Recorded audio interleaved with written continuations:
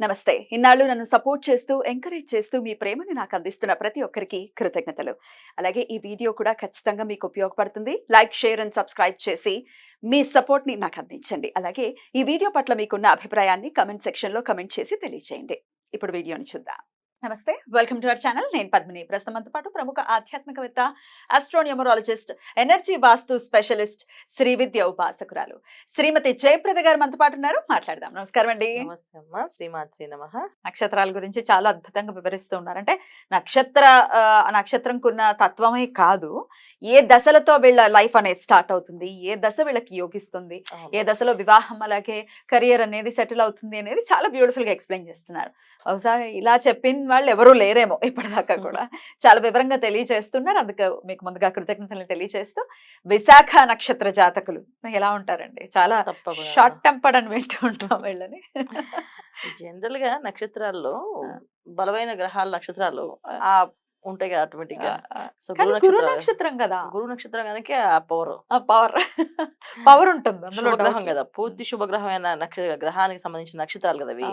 Automatic గా ఆ energies కలియుగ ప్రభావం కనుక అది మనకి పొగరగా యారగెంట్ గా మనుషులు యాటిట్యూడ్ చూపించే మనుషుల్లాగా కనిపించే వాళ్ళు ఉన్నారు. 100% ఉన్నారు. అబ్బాయిలు అలా ఉండరు, మళ్ళీ అమ్మాయిలు ఉంటారు. అమ్మాయిలు చాలా స్ట్రాంగ్, అబ్బాయిలు చాలా సాఫ్ట్. ఈ విశాఖ నక్షత్రంలో అబ్బాయిలు చాలా ఒబీడియంట్ గా ఉంటారు. కొంచెం పద్ధతి ఆచారాన్ని పాటించే తత్వంలో ఉంటారు. అమ్మాయిలు పూర్తిగా భిన్నంగా ఉంటారు.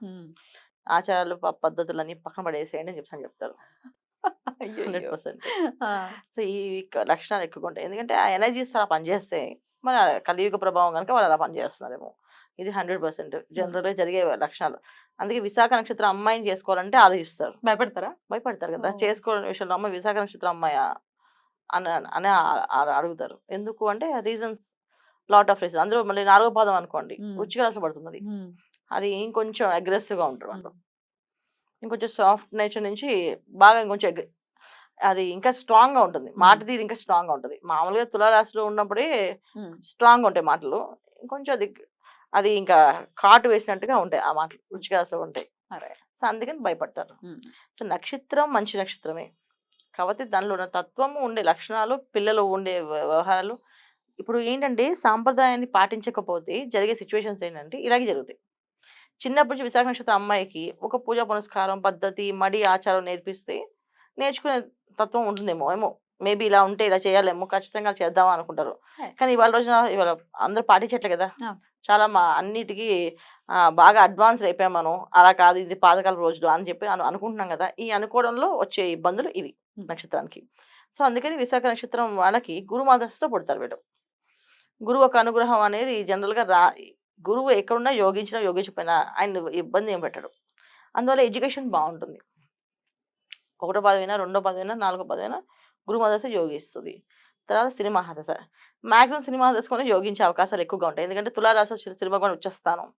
సో ఆయన ఎక్కడెక్కడ ఉన్నా సరే ఆ వక్రించినా తిరిగినా ఆ నక్షత్రాన్ని వైపు చూసినా ఆయన తృతీయ స్థానాన్ని ప్లస్ దశమ స్థానాన్ని సప్తమ స్థానాన్ని చూస్తారు కనుక ఆ స్థానంలో మీ లగ్నాలు పడినా యోగించేస్తాడు.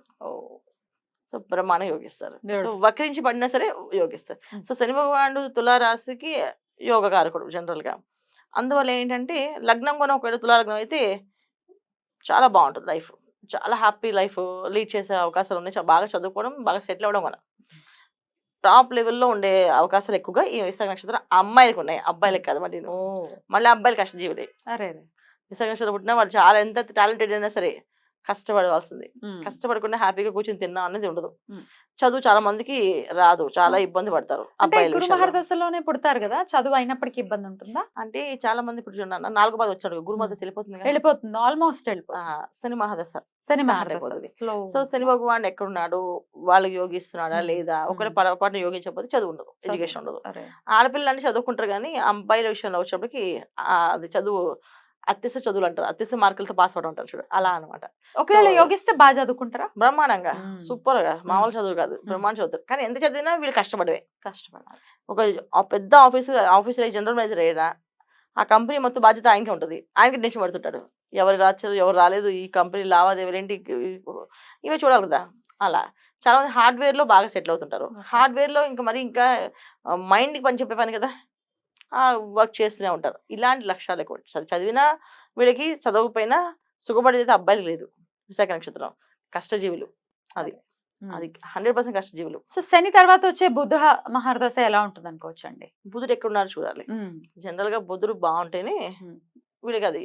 బుధుడు వక్రించిన, బుధుడు బాగాలేకపోయినా ఇంకంతే. సో బుధ మహాదశ 17 ఏళ్ళు చూడడానికి ఉంది. బుధ మహర్దశ 17 ఏళ్ళ 17 ఏళ్ళు. సో 17 ఏళ్ళు ఉన్నప్పటికీ బుధ గ్రహం అనేది ఎవరితో ఉంది, అక్కడ ఏ ఎనర్జీస్ ఉన్నాయి అనేది ఇంపార్టెంట్. ఒక బుధుడు ఒక్కడే, ఆ బుధుడు ఒక్కడే యోగకారకుడు కావాలంటే ఆయన కన్యలో ఉండాలి. కన్య వీళ్ళకి ఆ లగ్నం మంచిదై ఉండాలి. సో అది వేయి స్థానం, అప్పుడు యాక్చువల్ వెయ్యి రాశి వీళ్ళకి. తులారాశి, కన్య రాశి వెయ్యి రాశి. ఒకవేళ లగ్నం అది పడింది అనుకోండి, ఒక బుధుడు అది ఉంటే అది బ్రహ్మాండంగా ఉంటుంది. సో వెయ్యి రాశి అయినప్పటికీ కూడా లగ్నం అది పడితే లగ్నం కింద వస్తుంది. అప్పుడు ఇది ద్వితీయం అవుతుంది. ద్వితీయం అవుతుంది. సో ప్రాబ్లం ఉండదు. కానీ కాకపోతే ఇబ్బంది పడుతుంది. అది బుధుడు ఎప్పుడు కూడా ఏంటంటే కన్యలో ఉంటేనే మనకి యోగిస్తాడు. మిగతా దగ్గర ఉంటే మాత్రం చాలా తక్కువ. కానీ దశ మొత్తం ఇబ్బంది కదా. అంతేనన్నా. చాలా మంది అందుకే చూడు విశాఖ నక్షత్రం వాళ్ళకి వివాహాలు అవ్వవా, లేట్ ఉంటుందా అసలు? వివాహం అవ్వకుండా బ్యాచిలర్స్ గా ఉండే వాళ్ళు కూడా విశాఖ నక్షత్రం వాళ్ళే. లేట్ అవడం కాదు, అసలు వివాహమే చేసుకోరు. 2 రోజుల తర్వాత చేసుకునే ఉపయోగం ఏముంది అని వదిలేస్తారు. అది మెయిన్ ఇంపార్టెంట్. సో వీళ్ళకి వివాహం అంటే సినిమా దశ. ఒకవేళ అయిందంటే శని మహర్దశలో చేసుకోవాల్సిందే ఖచ్చితంగా. ఎలాగైనా సరే అవ్వకపోయినా సరే చేయించుకోవాల్సిన ప్రయత్నం చేసి, పూజలు చేసి, పునస్కారాలు చేసి చేసుకోవాలి. ఆ 19 ఏళ్లలో సెటిల్ చేయాలి. కంపల్సరీ సెటిల్ చేయాలన్న. పెళ్లి అనేది మాత్రం శని మహర్దశలో అవ్వాలి వీళ్ళకి. అది తర్వాత దాటిందంటే ఇబ్బంది వీళ్ళకి. అది 100%. సో దానికోసం పూజలు చేసినా పర్లేదు, వ్రతాలు చేసినా పర్లేదు, ఏం చేసినా పర్లేదు. చాలా మంది కళ్యాణాలు, యోగాలు, జపాలు అన్ని చేపిస్తాం వివాహం చేసేవాళ్ళని చెప్పేసి. వివాహం అయితేనే సెటిల్ అవుతారు వీళ్ళు. అదొకటి. భార్యతోటి వీళ్ళకి ఆరోగ్యం, భార్యతోటి ఆనందం, భార్యతోటి అభివృద్ధి అన్ని వీళ్ళకి. విశాఖ అబ్బాయిలకి వైఫ్ ఎలా ఉన్నా పర్లేదు. కొంతమంది వైఫ్లు మంచి వాళ్ళు వస్తారు, కొంతమంది వైఫ్లు చెడ్డ వాళ్ళు వస్తారు. అంటే చెడ్డ వాళ్ళు అంటే పట్టించుకోండి వాళ్ళు, హస్బెండ్ ఏం పట్టించుకోకుండా నా పని నేను చేసుకునే వాళ్ళు అయినా పర్లేదు. వీళ్ళకి యోగం, భార్యతో వీళ్ళకి యోగం అనమాట. అందుకని చేసుకోవాలి వీళ్ళు వివాహం. అందుకే చేపిస్తాం. అమ్మాయిల విషయంలో ఆ ప్రాబ్లం లేదు. అమ్మాయిలకి ఆటోమేటిక్ గా వివాహాలు అయిపోతాయి. అది కెరియర్ ఎప్పుడు సెటిల్ అవుతుంది?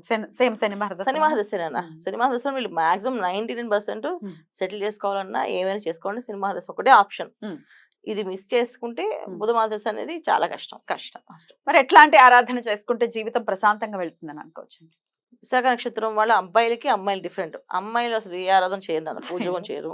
చాలా తక్కువ మంది. మన పూజ చేశారు అంటే ఒకలో ఇద్దరు ఉంటారేమో, అది చాలా తక్కువ మంది. సో వాళ్ళు నచ్చితే వెళ్తారు టెంపుల్ కి. అది సో రామచంద్రుని ఆరాధించడం వల్ల వీళ్ళకి బాగుంటుంది. ఎందుకంటే వీళ్ళకి వచ్చే భార్య ఎప్పుడు ఓర్పు సహనంతో ఉండి అన్ని విషయాల్లో వీళ్ళకి సలహా ఇస్తూ ఉంటే వీళ్ళకి చాలా ముందుకు వెళ్ళగలుగుతారు.